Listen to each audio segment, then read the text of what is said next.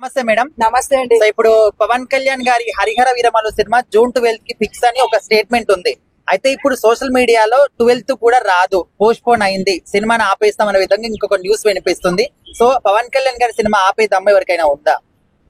ఏ నా కొడుక్కి లేదు, మొలతాడు కొట్టిన మొగ నా కొడుక్కి మగాడికి లేదు. అది సినిమా ఇండస్ట్రీలో కానీ బయట అయినా కానీ ఎక్కడైనా సరే బరాబర్ చెప్తున్నా.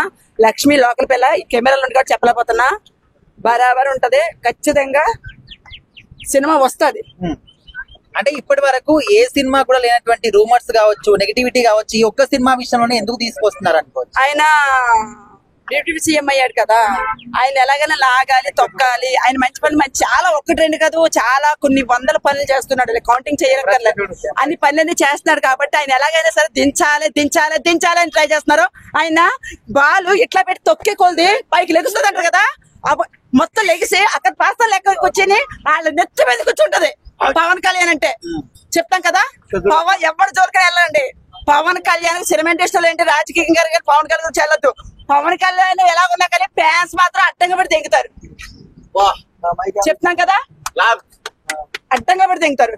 లంజి నాటకాలు ఏ ఒక్కరు కూడా తెగొద్దు. ఏంటి ఒక విషయం అడుగుతున్నా, చాలా మంది ఒకళ్ళు అన్నారు, మర్చిపోయిన సినిమా అది ఆఫ్ చేశారు కదా.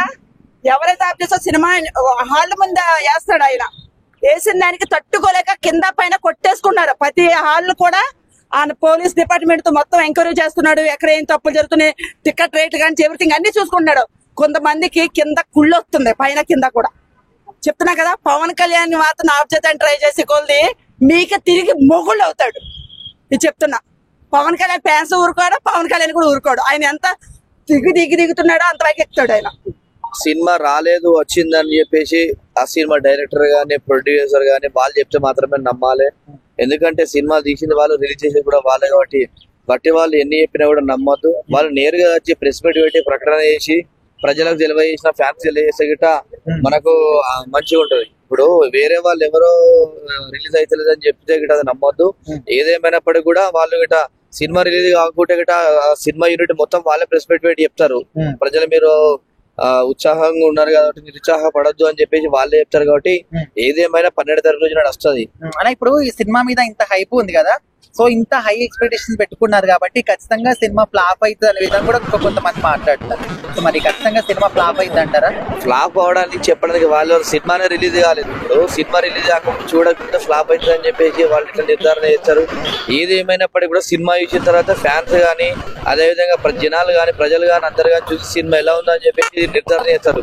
ఏదేమైనా కూడా ఇన్ని సంవత్సరాల్లో సినిమా లేట్ గా రిలీజ్ అవుతుంది కాబట్టి కంపల్సరీ అందరూ అది సినిమా హిట్ అవుతుందని అనాలి తప్ప అది ఫ్లాప్ అవుతుందని అనడం సరికాదు. ఏదేమైనా ఇప్పుడు ఏ సినిమా కూడా లేనటువంటి నెగిటివిటీ కావచ్చు, రూమర్స్ కావచ్చు, ఈ ఒక్క హరిహర వీరమల్లు సినిమా విషయంలోనే ఎందుకు తీసుకొస్తున్నారు?